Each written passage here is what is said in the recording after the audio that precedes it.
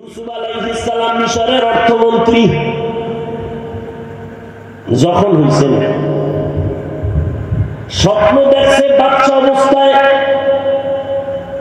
স্বপ্ন পূরণ হয়েছে 40 বছর পর। স্বপ্নের ব্যাখ্যা পূরণ হয়েছে 10 বছর পর, 40 বছরের পর ইউসুফ নবী বলেন, আব্বু আমি স্বপ্ন দেখলাম 11টা তারকা চন্দ্র সূর্য আমারে সিজদা করে। আল্লাহর বান্দা ইয়াকুব নবী সন্তান ইউসুফরে বললেন, খবরদার এই ঘটনা তোর ভাইদের কাছে বলবি না, বিপদ, কারণ আমি ব্যাখ্যা জানি।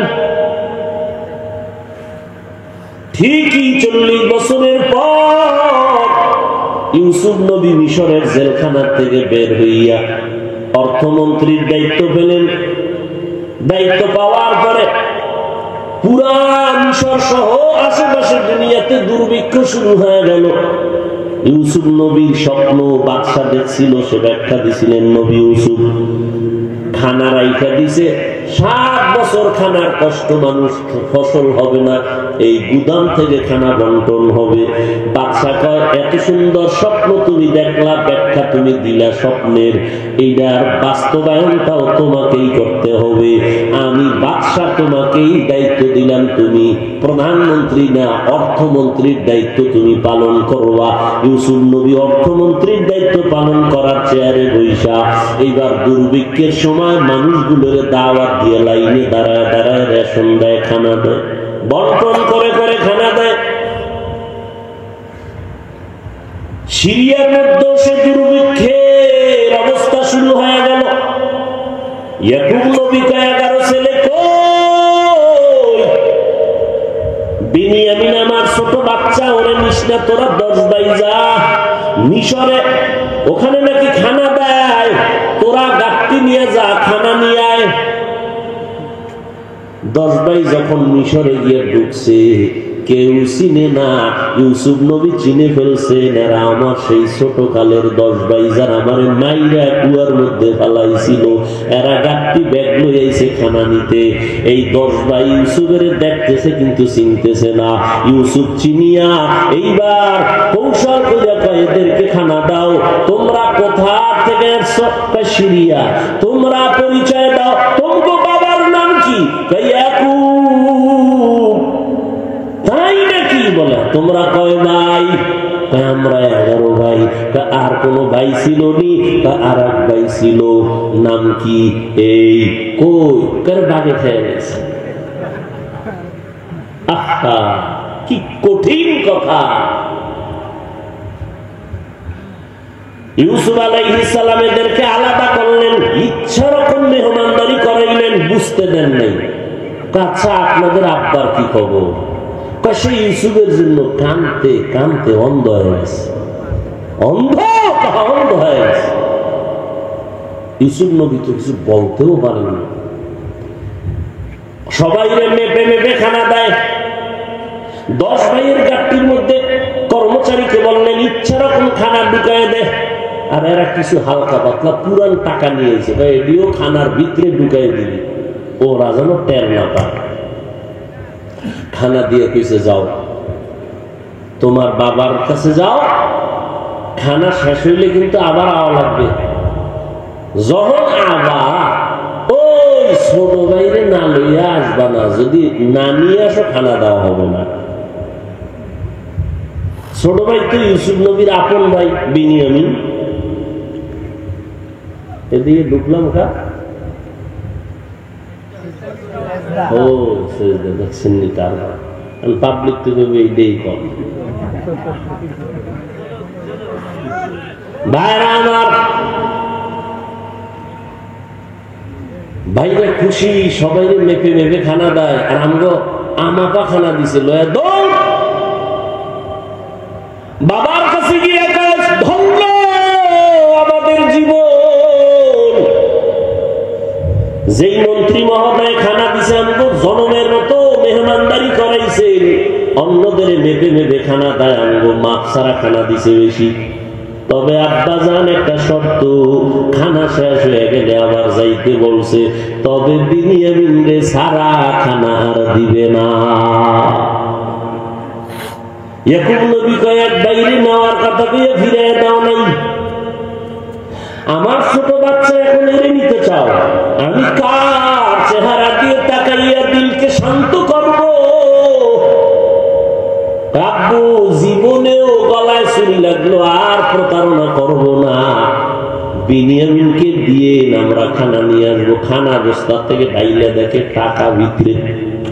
বাদশা কত মন্ত্রী মহোদয় কত বড় ইনসান করেছে, আমাকে টাকা আবার ভিতরে দিয়ে দিছে।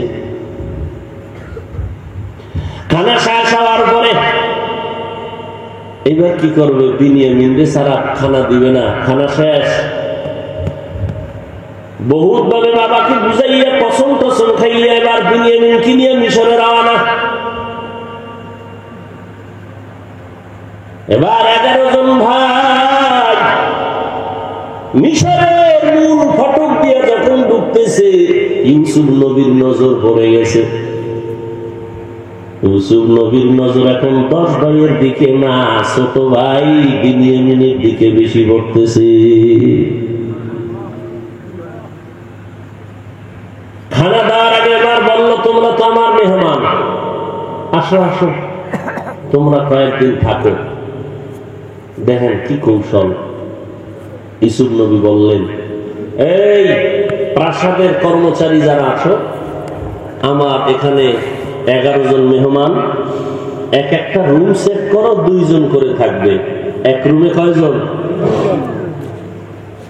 10 বাইরে 2 কইরা কয় রুমে দিছে? বাকি রইল কে? এক ভাই। এই এক ভাই বিনিয়ামিন আপনাদের না? আচ্ছা, এরে কই রাখা যায়? একা এক রুমে থাকতে পারবে? কত কষ্ট হবে। কত আপনারা মনে কিছু না নিলে আমার সাথে রাখি।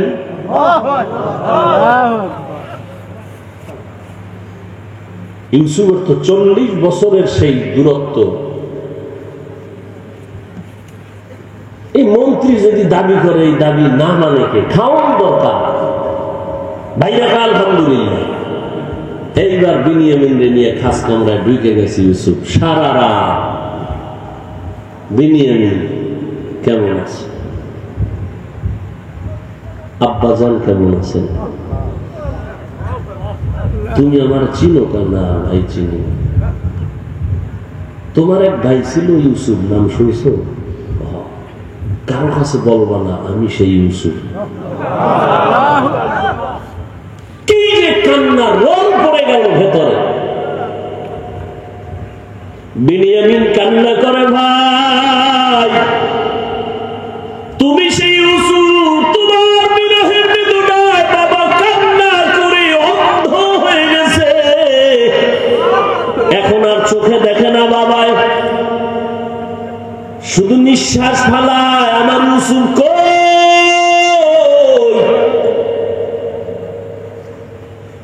এবার কয়েকদিন মেহমানদারি করাইয়া খানা টানা দিয়া বাড়ি পাঠাবে। ইয়াকুব নবীর পেরেশানি বেড়ে গেল, আসে না কেন?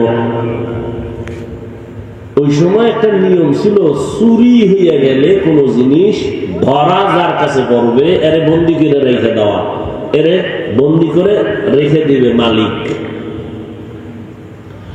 ইউসুফ নবী সব ভাইদের এক একটা ব্যাগ আছে, খানা টানা দিলেন। বিনিয়ামিনের ব্যাগে খানা দিতে গিয়া খানার ভিতরে ইউসুফ নবীর পানদান ঢুকাই দিছেন অগোচরে। কৌশল করছেন। 11 ভাই যখন যাইতেছে খানা লইয়া, ইউসুফ নবী খাওয়ার পানদান ভাই না রে, পানদান কই খুঁজো। এই 11 ভাই দাঁড়াও, আমাকে মন্ত্রীর পানদান ভাই না গেল কই? গাঠটি হলো, খুলে তুইলা চেক করে কার ব্যাগে পাইছে? বিনিয়ামিনের ব্যাগে পাইছে। নিয়ম কি, বিচার কি? বিনিয়ামিন আর যেতে পারবে না। কৌশল করলো যে বিনিয়ামিনকে রেখে দিবে, এবার তোমরা 10 ভাই যাও। বিনিয়ামিনকে রেখে দিলেন। শেষ পর্যন্ত ইউসুফ নবী মেহমানদারি করাইয়া পরিচয় দিয়া 10 ভাইয়ের সাথে কোলাকুলি কইরা বললেন, ও ভাইরা, আপনারা যে অন্যায় করছিলেন মনে আছেনি? মনে থাক না থাক, আমি দিন থেকে আপনাদের মাফ করে দিছি। লা তাসরিবা, আজকে আর কোনো প্রতিশোধ নেই। আপনারা দ্রুত চলে যান, আব্বাজানকে গিয়া সালাম পৌঁছান, আর তাকে নিয়া, আমার আপন মা নাই যে আছে তাকে নিয়া আপনারা সবাই চলে আসেন। আর শুনেছি আমার আব্বা নাকি অন্ধ হয়ে গেছে, আমি ইউসুফের জন্য কান্না করে। আমার যেদিন আপনারা কূপের মধ্যে ফালাইছিলেন, আমার গায়ের জামাটা খুইলা দিছিলেন, ওই দিন আমি বড় অসহায়। সাথে সাথে জিব্রাইল আমিন আসছে আসমান থেকে, একটা জামা আমার গায়ে ভরায় দিছে।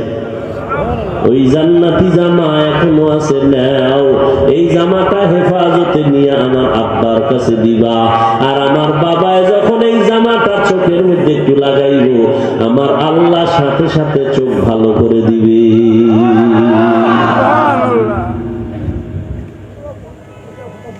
इखलास के अमाल ये जन्नत के हमरा,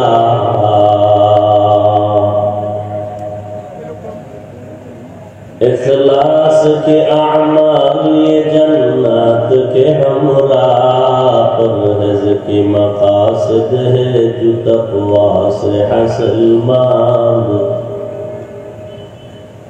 परहेज की मकासद है जो तक़वा से हासिल मांग, बगैर जो अमाल हो इखलास व तक़वा, बगैर जो अमाल हो इखलास व तक़वा,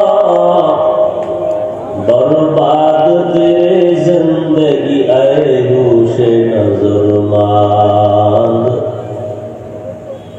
बर्बाद तेरे जिंदगी आए होशे नजर मांद। दरूद सलाम सय्यदुल मुरसलीन रहमतुल लिल आलमीन शफीउल मुज़निबीन खातमुन नबिय्यीन सय्यदुल सकलैन इमामुल मुरसलीन शफीअ आज़म रसूल अकरम रहमत आलम नबीयुल अरब वल आजम हबीब किबरिया अशरफुल अंबिया सय्यदुल अंबिया शफीअ महशर साक़ी कौसर आका नामदार मदीना का ताजदार आफ्ताब नबूवत फ़ख्र मौजूदात सय्यदुल मखलूक़ात हज़रत मुहम्मदुर रसूलुल्लाह सल्लल्लाहु अलैहि व आलिहि वसल्लमेर উপর নবীর নামে একবার দরুদ পড়েছেন, 3টা পুরস্কার আল্লাহ দিয়েছেন। 10টা গুনাহ মাফ হয়েছে, 10টা নেক আমলনামায় যোগ হয়েছে, 10টা মর্যাদা আল্লাহর কাছে বেড়ে গেছে। দরুদ শরীফ পড়বেন বেশি বেশি। অনেক ঋণী হয়ে গেছেন, দরুদ পড়বেন, আদায়ের ব্যবস্থা আল্লাহ করে দেবেন। ঘরে বাইরে মুসিবত অসুস্থতা বেশি, বেশি বেশি দরুদ শরীফ পড়েন। আমরা দরুদ থেকে গাফেল হয়ে গেছি। জেলাপিয়ার মিষ্টি পাইলে কিছু মানুষ পড়ে, এছাড়া দরুদের কোনো চিন্তাও করে না। সবসময় দরুদ পড়বেন, হাঁটতে চলতে, গাড়িতে বসে আছেন কাজ নেই দরুদ শরীফ পড়বেন, দোকানে বসে আছেন কাজ নেই দরুদ শরীফ পড়বেন, বিছানায় শুয়ে শুয়ে মোবাইল না দেখে, মোবাইলে গুনাহের কাজ না করে দরুদ শরীফ পড়বেন। এখন তো প্রতিযোগিতার যুগ, প্রতিযোগিতা চলতেছে, কে কার আগে গুনাহ করে জাহান্নামে যাবে। কে কত বেশি গুনাহ করতে পারে সে প্রতিযোগিতা চলতেছে। দেখেন না, দোকানে বসলে কেউ কারো বিরুদ্ধে বলতে পারলে সে অনেক বড় মনে করে নিজেকে, আমিই পেরেছি, আমি বাবার বেটা, এতদিন মায়ের বেটা ছিল। একজনকে বেইজ্জতি করতে পারলে খুব খুশি হয়, না আমি দিছি আজকে, সবাই পারে না, আমিই বাস। এই গাদ্দারিটাই বেয়াদবিটা আমি করতে পারছি আমার বাপ দাদার বদদোয়ার কারণে, সবাই পারে না।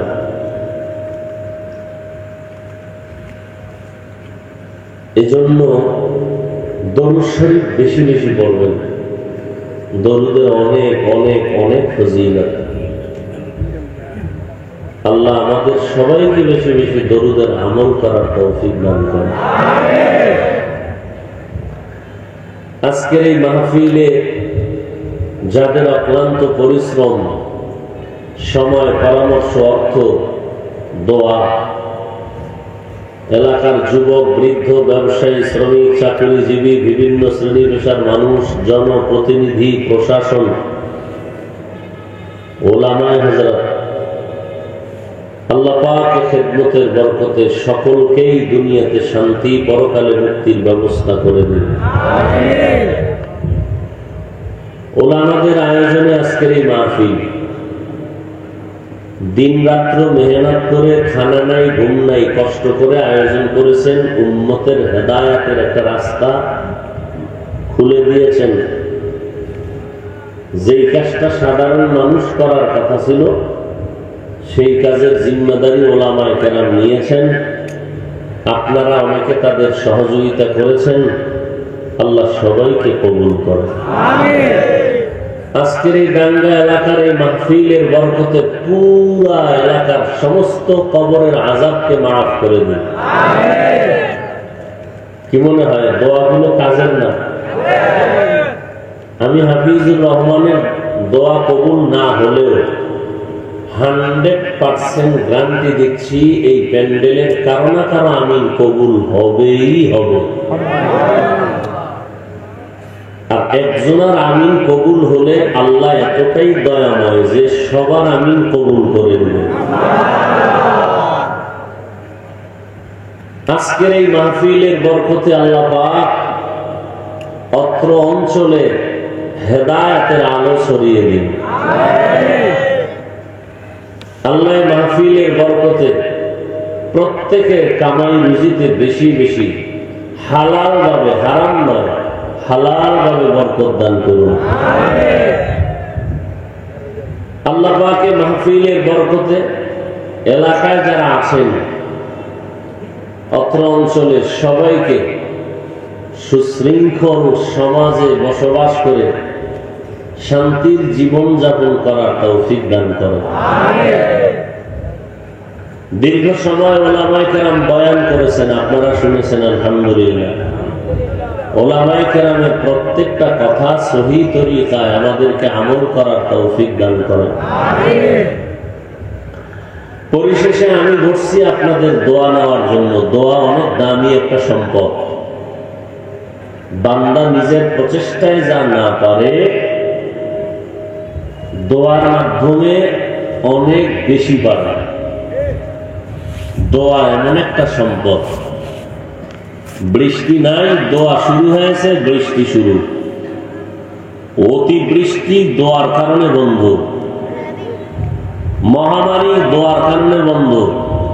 দোয়া এমন একটা পাওয়ারফুল। দেখেন, এই দোয়াটা কবুলের জন্য শর্ত দরুদ শরীফ। নবীজি বলেন, যেই দোয়ায় দরুদ নাই ওই দোয়া আরশে আজিমে যায় না, কবুল হয় না। এবার বুঝেন দরুদের দাম কত। এ সমস্ত মাহফিল গুলো এলাকায় বেশি বেশি হওয়া প্রয়োজন।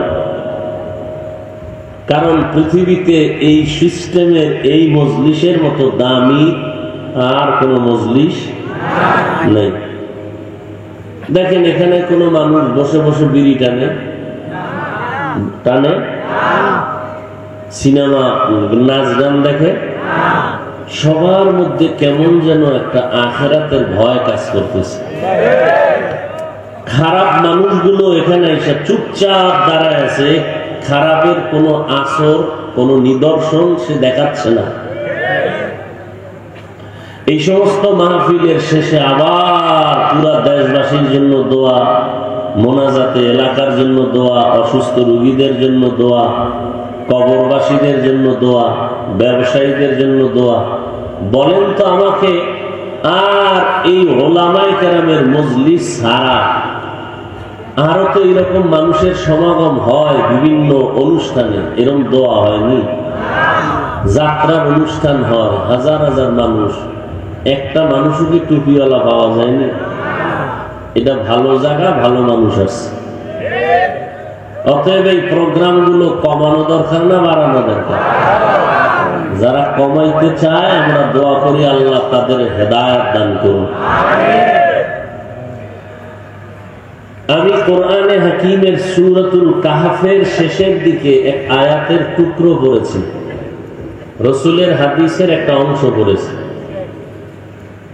আল্লাহ বলেন, ফামান কানা ইয়ারজু লিকা রাব্বিহি ফালইআমাল আমালান সালিহা।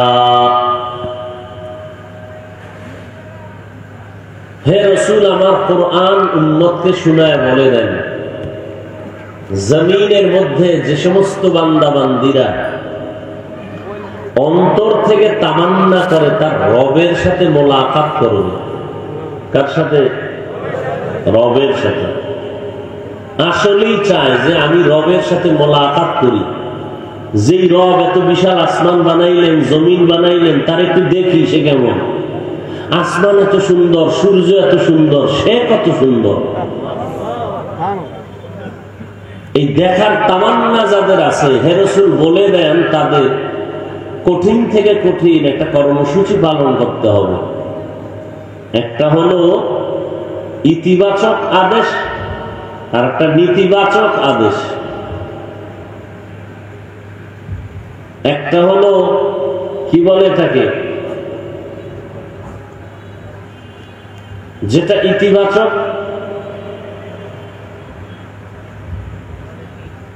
সেটা হলো আমলে সালেহ করা। তবে সাবধান, নেতিবাচক একটা আদেশ আল্লাহ দিয়েছেন, সাবধান। ওয়ালা ইউশরিক বিইবাদাতি রাব্বিহি আহাদা।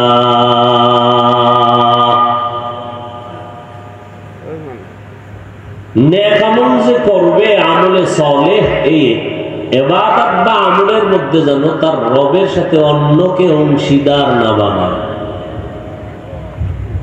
অর্থাৎ শিরিক যুক্ত কোনো আমল না করে, তাহলেই তার সাথে রবের মোলাকাত হয়ে যায়। নবীজি বলেন, আখলিস দীনাকা ইয়াকফিকাল আমালুল কলিল।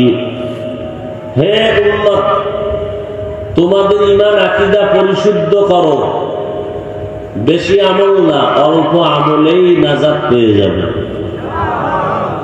বেশি আমল না, অল্প আমলটা একুরেট হতে হবে। আমলটা কি হতে হবে? একুরেট হতে হবে।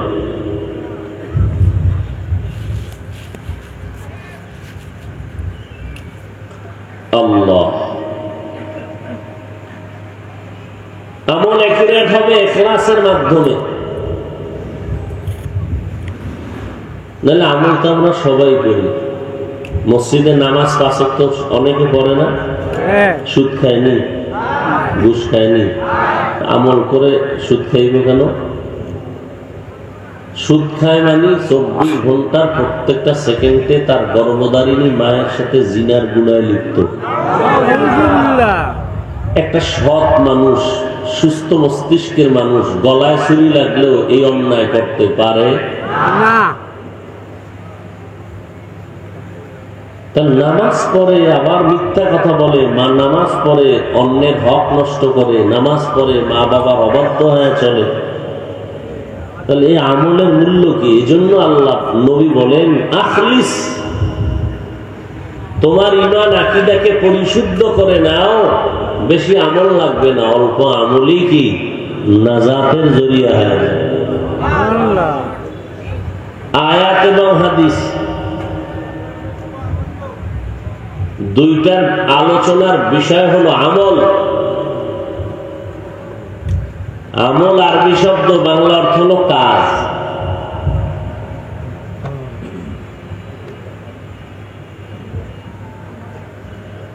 কাজের আরো আরবি শব্দ আছে, ফেল মানেও কাজ, আমল মানেও কাজ। দুই কাজের মধ্যে ব্যবধান হলো, দুনিয়ার কাজকে ফেল বলে, আখিরাতের কাজকে আমল বলে। আর এক ব্যবধান হলো,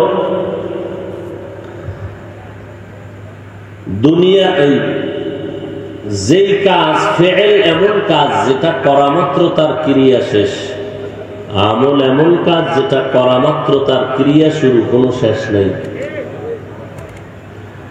এই কাজ বা আমল দুই প্রকার, নেক আমল আর বদ আমল। নেক আমল আর বদ আমল, ফরজ, ওয়াজিব, সুন্নত, মুস্তাহাব, সুন্নতে মুআক্কাদা, জায়েদা, এগুলো সব নেক আমল।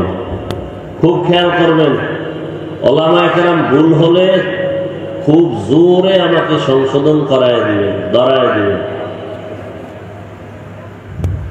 হারাম, নাজায়েজ, অবৈধ, মাকরুহ, তাহরিমি, তানজিহ, শিরক, বিদআত, গুনাহে সাগীরা, কবীরা, এগুলো সব বদ আমল। এই বদ আমল আবার দুই প্রকার, ফাহশা আর মুনকার। আল্লাহ কোরআনের 21 পারার শুরুতে বলেন, ইন্নাস সালাতা তানহা আনিল ফাহশাই ওয়াল মুনকার ওয়া লাযিকরুল্লাহি আকবার। নিশ্চয়ই নামাজ, চ্যালেঞ্জ, আল্লাহ বলেন নিশ্চয়ই নামাজ সমস্ত পাপের জগৎ থেকে মানুষকে পবিত্র করে দিবে, বিরত রাখবে। নামাজ, ওয়ালা যিকরুল্লাহি আকবার, নামাজ হলো সব থেকে আল্লাহর স্মরণের মধ্যে বড় স্মরণ, বড় জিকির। নামাজ, এজন্য ওলামায়ে কেরাম বলেন, নামাজ যার যত সুন্দর তার আমল সুন্দর, নামাজ ভালো তার আখলাক ভালো, নামাজ ভালো তার লেনদেন ভালো, নামাজ ভালো তার ব্যবহার ভালো। যার মধ্যে যত ধরনের ভেজাল, এর কারণ নামাজে ভেজাল। মাকুন সুসতি নামাজে পাঞ্জে গানা, ফাওয়াইলুল লিল মুসাল্লিন আল্লাযীনা মুমিনারা ইনামাজ ইমদাদ দা ইস্তাঈনু আয়াতে কুরআন বাখা আয়াতে কদ আফলাহা ইয়াদকুন গৌর কুন্দর মানিয়াজদিল সাদিকুন। আল্লাহ বলেন নামাজ মানুষের সব পাপের থেকে ফিরাবে। এক পাপের নাম ফাহশা, আর এক পাপের নাম মুনকার। বদ আমল দুই প্রকার, ফাহশা আর মুনকার। ফাহশা এমন বদ আমল, এমন পাপ যেগুলো বুঝার জন্য কোনো দলিলের প্রয়োজন হয় না, বিবেক বুঝে ফেলে।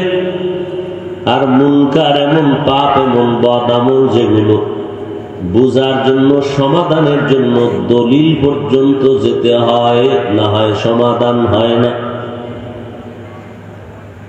যেমন দুই একটা উদাহরণ বলেন, আপনারা মিথ্যা কথা বলা সওয়াব না পাপ? ছোট না মহা? এটা বুঝার জন্য দলিল লাগবে? বুঝে আসছে না?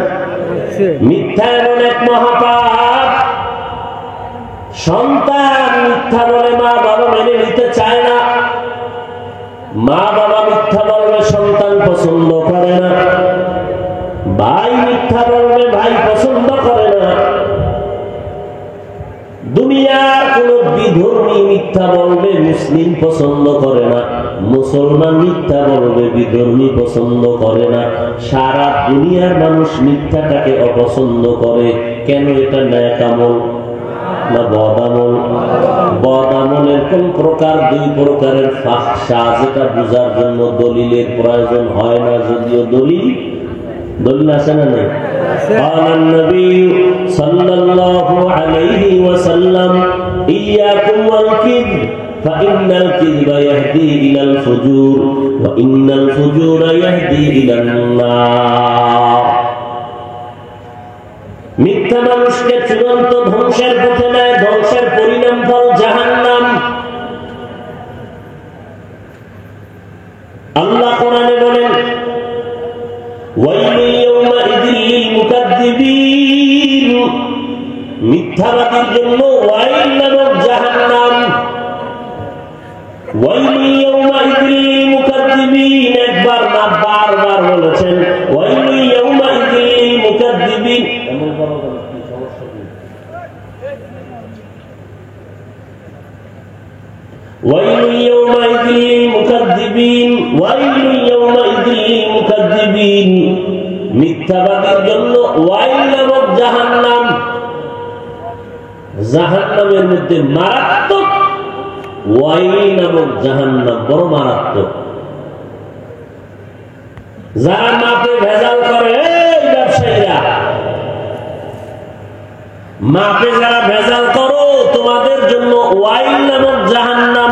ওয়াইলুল লিল মুতাফফিফিন, ওয়াইল বড় মারাত্মক একটা খারাপ জাহান্নাম। মাপে যারা ভেজাল করে তারাও ওয়াইল নামক জাহান্নাম। মিথ্যাবাদীর জন্য ওয়াইল নামক জাহান্নাম। ব্যবসায়ীরা কষ্ট পাইতেছে না? মিয়া তুমি কষ্ট পাও কেন? তোমার রাসূল ব্যবসা করেছে, চুরি করে নাই, ব্যবসা করেছে হালাল ভাবে। তুমি তো ব্যবসা করো না, চুরি করো, তো তোমার কষ্ট লাগবেই। মানুষকে ঠকাও। আবু বকর ব্যবসা করেছেন, ওমর ব্যবসা করেছেন, ওসমান ব্যবসা করেছেন রাদিয়াল্লাহু আনহু, হযরত আলী ব্যবসা করেছেন, আমাদের মাযহাবের ইমাম আবু হানিফা ব্যবসা করেছেন। কেমন ব্যবসা করেছেন এগুলো বলতে গেলে অন্যদিকে চলে যাবে আলোচনার বিষয়। সমালোচকরা বলবে আয়াত নিল একটা, বয়ানে গেল আর একটা। বুঝলেন না? দেখতে নারী চলন। ওই দেখবেন মসজিদে 1 টাকাও দেয় না, মাদ্রাসায় দেয় না, বারবার হিসাব চায়। বেয়াদব আছে না নাই? যারা টাকা দেয় এরা দোয়া চায়, যারা দেয় না এরা হিসাব চায়। এত টাকা যায় কই? তুমি দাও না, তোমার দরকার কি? কই যায়? আমলের খবর নাই। আমাদের গ্রাম্য একটি প্রবাদ আছে, লেখতে না জানলেও মুছবার জন, লেখতে না পারলেও মুছতে পারে। আউযুবিল্লাহ না পারলেও ইমাম সাহেবের ভুল ধরতে পারে। আল্লাহ হেদায়েত দান করেন। ব্যবসায়ীদের জন্য কত সুন্দর সুসংবাদ।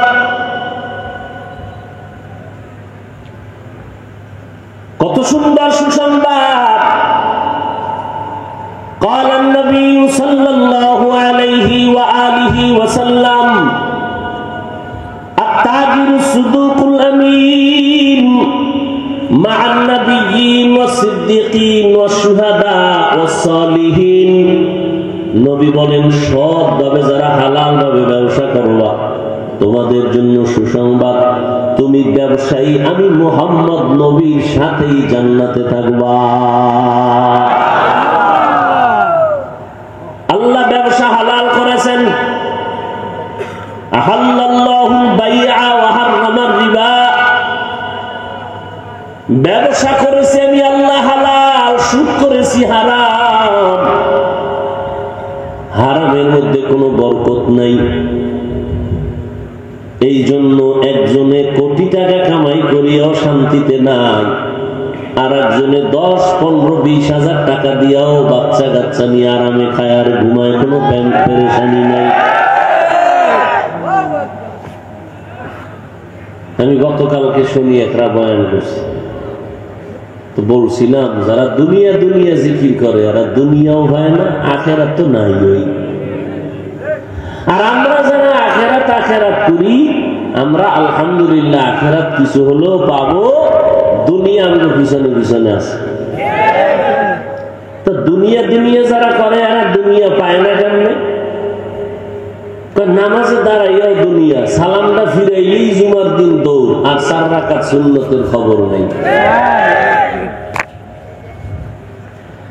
মসজিদ ভর্তি মুসল্লি, জুমার সময় এত মুসল্লি, জায়গা নাই। কমিটি কয় টাকা দাও, মসজিদের ছাদ বাড়াতে হবে, রাস্তা বন্ধ। এত মুসল্লি আসছে কোথার থেকে? সব আফ্রিকার জঙ্গল থেকে আসছে, কারণ এরা ফজরে ছিল না। নতুন করে জুমায় ঢুকলো কোথার থেকে? কয় আফ্রিকার জঙ্গল থেকে, না কাওরান বাজার থেকে আসছে।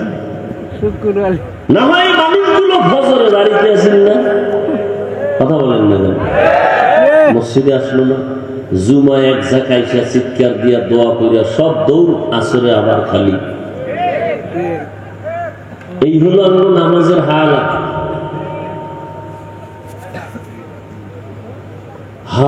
আল্লাহ হেদায়েত দান করুন। আমিন।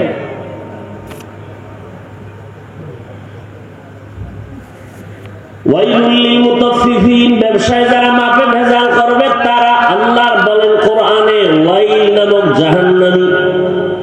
যারা মানুষের গীবত শেখায়াত পেছনে পেছনে বলে, তাদের জন্য ওয়াইল নামক জাহান্নাম। ওয়াইলুল লিকুল্লি হুমাযাতিল লুমাযা। আর একদল নামাজির ব্যাপারে আল্লাহ কইছে, এই নামাজি মুসল্লিরাও ওয়াইল নামক জাহান্নামী। এবার বুঝেন, নামাজি যারা আছেন টের পাননি? আল্লাহ বলছেন নামাজিরা ওয়াইল নামক জাহান্নামে যাবে। পড়েন আমার সাথে সূরাটা পড়েন। আরাআইতাল্লাযী ইউকাযযিবু বিদ্দীন ফাযালিকাল্লাযী ইয়াদউল ইয়াতীম ওয়া লা ইয়াহুদ্দু আলা তাআমিল মিসকিন ফাওয়াইলুল লিল মুসাল্লিন। মুসল্লি যারা, এরা ওয়াইল নামক জাহান্নামে যাবে। কোন মুসল্লি? যারা নামাজ পড়ে আল্লাহর জন্য না, মানুষকে দেখানোর জন্য। একা একা নামাজ পড়ে, 10 রাকাত পড়তে 2 মিনিট, মানুষের সামনে যখন নামাজে দাঁড়ায় গেছে 4 রাকাত পড়তে 6 মিনিট। আছে না নেই? আমরা 4 রাকাত নামাজ পড়তে না পড়তেই কত আশেকে রসুলদের 10 রাকাত শেষ, যা জুতা লইয়া মসজিদ থেকে বের হইয়া কি বলবো। আচ্ছা, আলহামদুলিল্লাহ অন্য অন্য তসবিহ গুলো শুদ্ধভাবে তাড়াতাড়ি আলেমদের থেকে বেশি কেউ পারবে? আমরা কিভাবে ফিরে গেলেন 10 রাকাত? কেউ আছে নামাজে দাঁড়ায় বোবা হয়ে দাঁড়ায় থাকে, কি ওকা হুজুর ভিতরে ভিতরে মুরাকাবার সবক চলতে থাকে।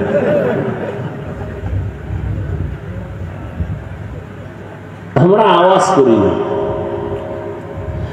দলিল আল্লাহ তো মনের খবর জানেন, জোরে করার দরকার কি? ওই যে একটু আগে বলছি, লেখতে না জানলেও বুঝতে পারে। কত পাগল ছাগল রাস্তার সিপা চাপায় দোকানে বয়ে বয়ে আলেমরে গালি দেয়। হাফিজুর রহমান একটা বক্তা হইল, তোর মতো ছাগলের জিগায় কে জিগায়?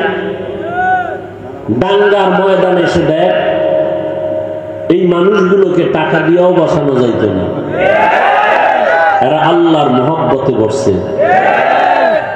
বিরোধিতা কি কম হয়েছে বাংলার জমিনে? আরো করো, করতে করতে আর কোনো লাইন পাইতেছে না, সব লাইনই করছে।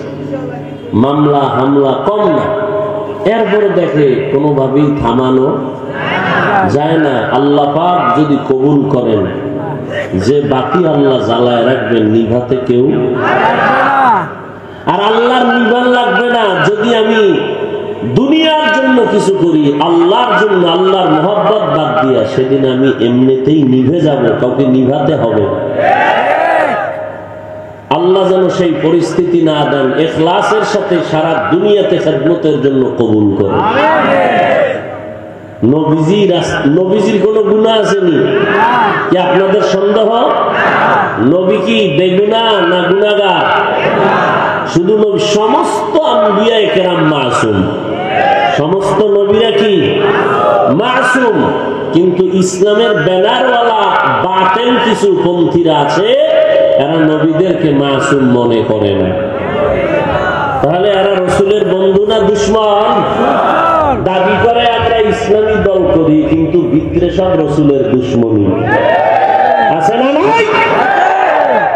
এই জন্য আমি বয়ানে বলি, কাফের বেঈমান নিয়ে টেনশন নাই, ইসলাম কায়েমের ক্ষেত্রে ওলামাদের ঐক্যের ক্ষেত্রে টেনশন ইসলামের ব্যানারওয়ালা মুনাফিক নিয়ে। ইসলামের ক্ষতি মুনাফিকেরা বেশি করেছে, কাফেরেরা অত বেশি করে নাই, মুনাফিকেরা বেশি করেছে। এই জন্য মুনাফিকদের বিরুদ্ধে কথা কোরআনে বেশি, অনেক বেশি। কারণ মুনাফিক এত খারাপ, রসুলের সাথে নামাজও পড়ে, এক প্লেটে খানা খায়, পিছে গিয়া রসুলের বিরুদ্ধে চরম গীবত শেখায়, রসুলের ক্ষতি সাধনের অপচেষ্টা করে। আল্লাহ হেদায়েত দান করুন। আবার আপনাদেরকে ট্যাবলেট দিবে,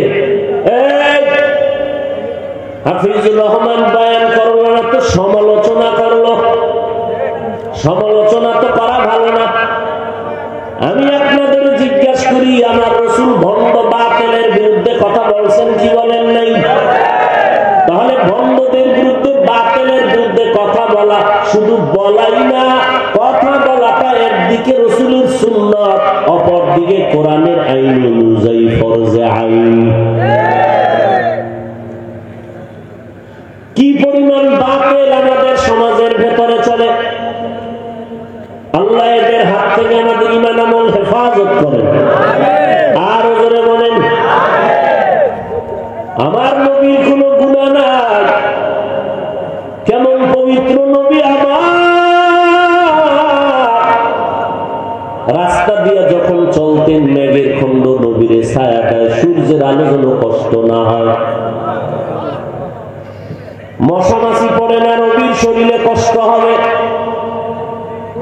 নবী রাস্তা দিয়ে চলতেছেন, রাস্তার পাশে দুপাশের গাছগুলো নত হইয়া রসুলকে সালাম জানায়, জঙ্গলের প্রাণীরা নবীরে সালাম জানায়।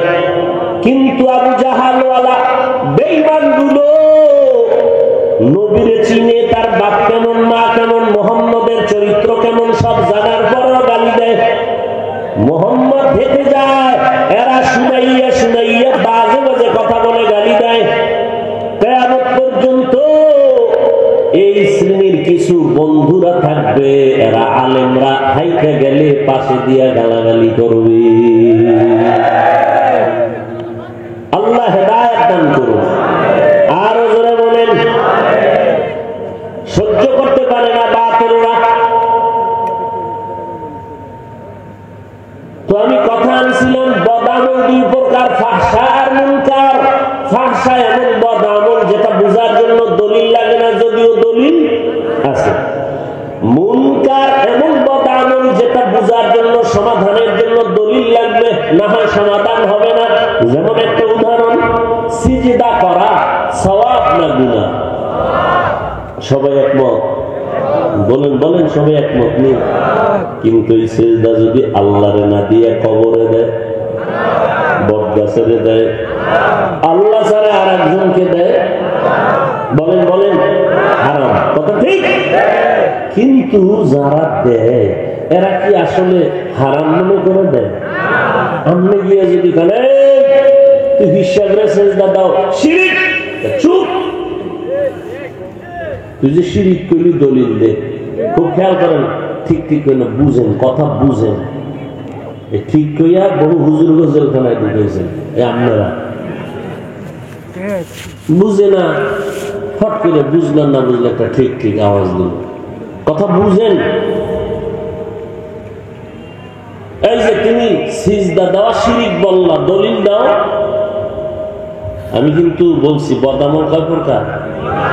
এক প্রকার বদামলের কোন দলিল, আর একটা দলিল ছাড়া বুঝেই।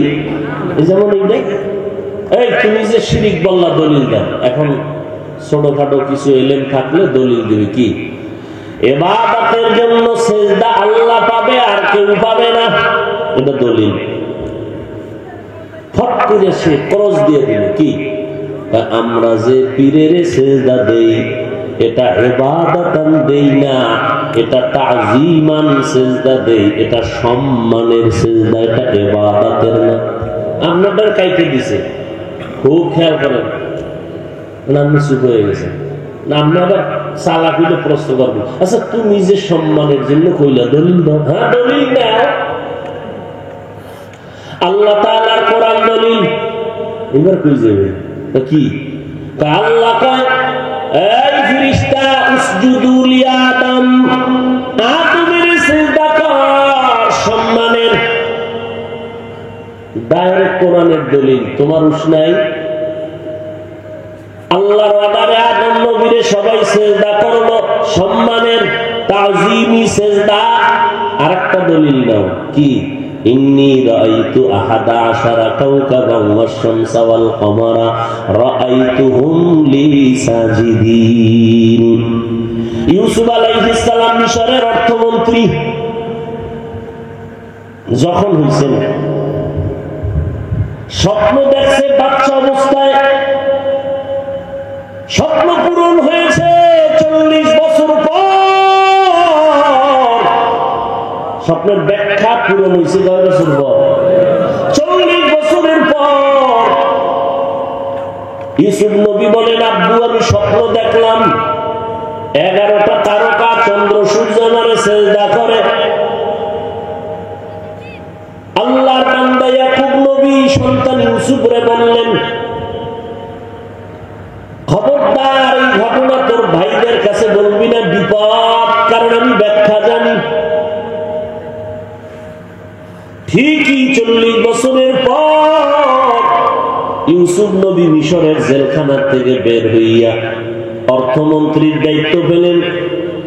দায়িত্ব পাওয়ার পরে পুরা মিশর সহ আশেপাশে দুনিয়াতে দুর্ভিক্ষ শুরু হয়ে গেল। ইউসুফ নবীর স্বপ্ন বাদশা দেখছিল, সে ব্যাখ্যা দিছিলেন নবী ইউসুফ। খানা রাইখা দিছে, 7 বছর খানার কষ্ট, মানুষ ফসল হবে না, এই গুদাম থেকে খানা বন্টন হবে। বাদশা কয়, এত সুন্দর স্বপ্ন তুমি দেখলা, ব্যাখ্যা তুমি দিলা স্বপ্নের, এইটার বাস্তবায়নটাও তোমাকেই করতে হবে। আমি বাদশা তোমাকেই দায়িত্ব দিলাম, তুমি প্রধানমন্ত্রী না, অর্থমন্ত্রীর দায়িত্ব তুমি পালন করবা। ইউসুফ নবী অর্থমন্ত্রীর দায়িত্ব পালন করার চেয়ারে বৈশা এইবার দুর্ভিক্ষের সময় মানুষগুলোর দাওয়াত দিয়ে লাইনে দাঁড়ায় দাঁড়ায় রেশন দেয়, খানা দেয়, বন্টন করে করে খানা দেয়। সিরিয়ার মধ্যে সে দুর্ভিক্ষের অবস্থা শুরু হয়ে গেল। ইয়াকুব নবী 11 ছেলে কই? বিনিয়ামিন আমার ছোট বাচ্চা, ওরে নিস না, তোরা 10 ভাই যা মিশরে, ওখানে নাকি খানা দেয়, তোরা গাড়ি নিয়ে যা, খানা নিয়ে আয়। 10 ভাই যখন মিশরে গিয়ে ঢুকছে, কেউ চিনে না। ইউসুফ নবী চিনে ফেলছেন, এরা আমার সেই ছোট কালের 10 ভাই, যারা আমার মাইরা কুয়ার মধ্যে ফালাইছিল, এরা গাড়ি ব্যাগ লই আইছে খানা নিতে। এই 10 ভাই ইউসুফের দেখতেছে কিন্তু চিনতেছে না। ইউসুফ চিনিয়া এইবার কৌশল করে কয়, এদেরকে খানা দাও, তোমরা কোথা থেকে এসছো? সিরিয়া। তোমরা পরিচয় দাও, তোমার বাবার নাম কি? ইয়াকুব। তাই নাকি? বলে তোমরা কয় ভাই? আমরা 11 ভাই। আর কোন ভাই ছিল নি? আর এক ভাই ছিল। নাম কি? এই। কই? কার বাগে খেয়ে গেছে। আহা, কি কঠিন কথা। ইউসুফ আলাইহিস সালাম এদেরকে আলাদা করলেন, ইচ্ছা রকম মেহমানদারি করাইলেন, বুঝতে দেন নাই। আচ্ছা আপনাদের আব্বার কি খবর? সে ইউসুফের জন্য কানতে কানতে অন্ধ হয়ে গেছে। অন্ধ হয়ে গেছে। ইউসুফ নবী তো কিছু বলতেও পারেন না। সবাই মেপে মেপে খানা দেয়। 10 ভাইয়ের গাড়ির মধ্যে কর্মচারীকে বললেন, ইচ্ছা রকম খানা ঢুকায় দেয়। আর এরা কিছু হালকা পাতলা পুরান টাকা নিয়েছে, এটিও খানার ভিতরে ঢুকাই দিবি, ওরা যেন টের না পায়। খানা দিয়ে কইছে, যাও তোমার বাবার কাছে যাও, খানা শেষ হইলে কিন্তু আবার আওয়া লাগবে। যখন আবার ওই ছোট ভাইরে না লইয়া আসবা না, যদি না নিয়ে আসো খানা দেওয়া হবে না। ছোট ভাই তো ইউসুফ নবীর আপন ভাই বিনিয়ামিন। এদিকে ঢুকলাম কা ও দেখছেন নি কার পাবলিক থেকে এইটাই কম। ভাইরা আমার, ভাইরা খুশি, সবাই মেপে মেপে খানা দেয়। আর আমগো আমাকা খানা দিছে লয়া দৌড় বাবার কাছে গিয়ে ধন্য আমাদের জীবন। যেই মন্ত্রী মহোদয় খানা দিছে আমগো জনমের মতো মেহমানদারি করাইছেন, অন্যদের মেপে মেপে খানা দেয়, আমগো মাপ ছাড়া খানা দিছে বেশি। তবে আব্বাজান একটা শর্ত, খানা শেষ হয়ে গেলে আবার যাইতে বলছে, তবে বিনিয়ামিনরে সারা খানা আর দিবে না। ইয়াকুব নবী কয়েক বাইরে নেওয়ার কথা কইয়া ফিরে দাও নাই। আমার ছোট বাচ্চা এখন এনে নিতে চাও, আমি কার চেহারা দিয়ে তাকাইয়া দিলকে শান্ত করব? আব্বু জীবনেও গলায় ছুরি লাগলো আর প্রতারণা করব না, বিনিয়ামিনকে দিয়ে আমরা খানা নিয়ে আসবো। খানা বস্তা থেকে ডাইলে দেখে টাকা ভিতরে। বাদশা কত মন্ত্রী মহোদয় কত বড় ইনসান করেছে, আমাকে টাকা আবার ভিতরে দিয়ে দিছে। খানা শেষ হওয়ার পরে এবার কি করবে? বিনিয়ামিনরে সারা খানা দিবে না, খানা শেষ। বহুত ভাবে বাবাকে বুঝাইয়া কসম টসম খাইয়া এবার বিনিয়ামিনকে নিয়ে মিশরে রওনা। এবার 11 জন ভাই মিশরের মূল ফটক দিয়ে যখন ঢুকতেছে, ইউসুফ নবীর নজর পড়ে গেছে। ইউসুফ নবীর নজর এখন 10 ভাইয়ের দিকে না, ছোট ভাই বিনিয়ামিনের দিকে বেশি পড়তেছে। খানা দেওয়ার আগে এবার বললো, তোমরা তো আমার মেহমান, আসো আসো, তোমরা কয়েকদিন থাকো। দেখেন কি কৌশল। ইউসুফ নবী বললেন, এই প্রাসাদের কর্মচারী যারা আছো, আমার এখানে 11 জন মেহমান, এক একটা রুম সেট করো, 2 জন করে থাকবে। এক রুমে কয়জন? 10 বাইরে 2 কইরা কয় রুমে দিছে? বাকি রইল কে? 1 ভাই। এই 1 ভাই বিনিয়ামিন আপনাদের না? আচ্ছা, এরে কই রাখা যায়? একা এক রুমে থাকতে পারবে? কত কষ্ট হবে। কত আপনারা মনে কিছু না নিলে আমার সাথে রাখি।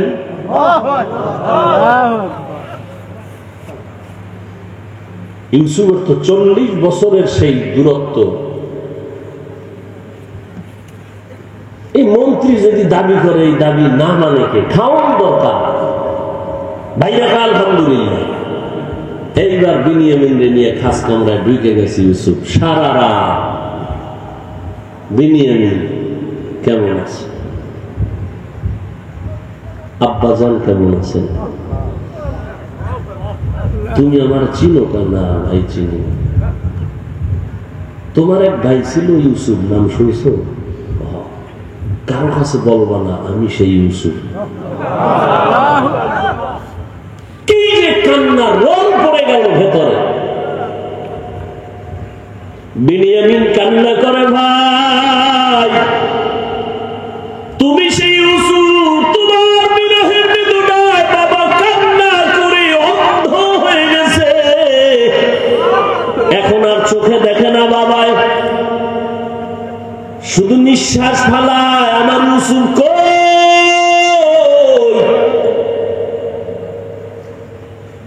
এবার কয়েকদিন মেহমানদারি করাইয়া খানা টানা দিয়া বাড়ি পাঠাবে। ইয়াকুব নবীর পেরেশানি বেড়ে গেল, আসে না কেন? ওই সময় একটা নিয়ম ছিল, চুরি হইয়া গেলে কোন জিনিস ধরা যার কাছে পড়বে, এরে বন্দি করে রেখে দেওয়া, এরে বন্দি করে রেখে দিবে মালিক। ইউসুফ নবী সব ভাইদের এক একটা ব্যাগ আছে, খানা টানা দিলেন। বিনিয়ামিনের ব্যাগে খানা দিতে গিয়ে খানার ভিতরে ইউসুফ নবীর পান দাম ঢুকাই দিচ্ছেন অগোচরে। কৌশল করছেন।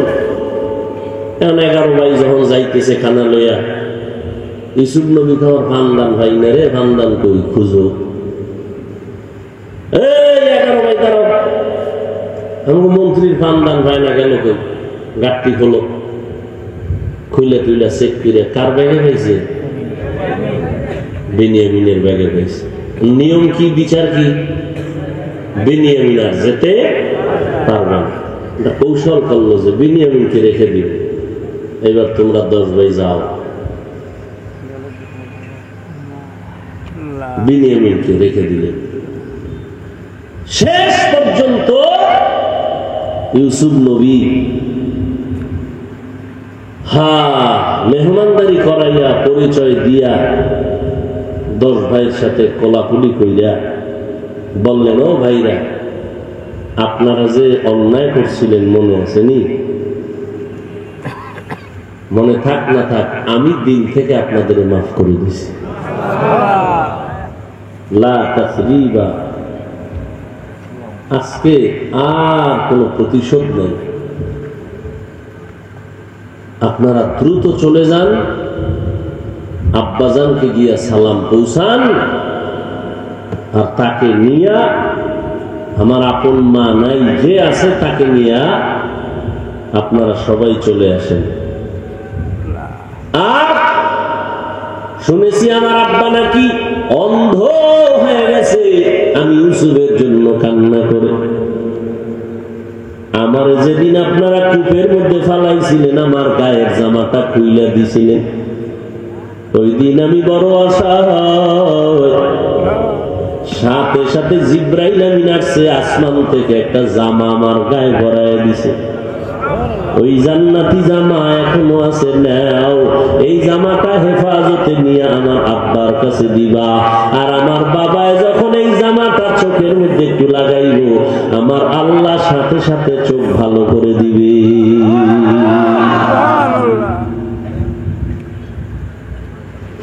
ইউসুফ নবীর ওই জান্নাতি পোশাকটা নিয়ে ভাইরা চলে গেলেন। বাবার কাছে যাইতে না যাইতে বাবা কয়, তোরা কই থেকে আসছো?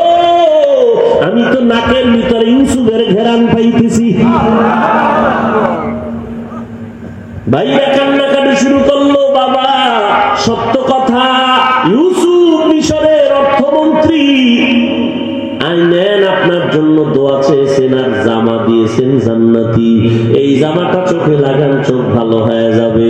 ইয়াকুব নবী সাথে সাথে চোখে লাগাইলেন। 40 বছরের কান্নাওয়ালা অন্ধ চোখ জামার কারণে ভালো হয়ে গেল। কাদের কুদরত দারি বার কামাল, আনতা রব্বি আনতা হাসবি যুল জালাল, তুহি কাদের জলিলুল্লাহ জাহাদার, বহর হালে তুহি মেরা নেগাহদার।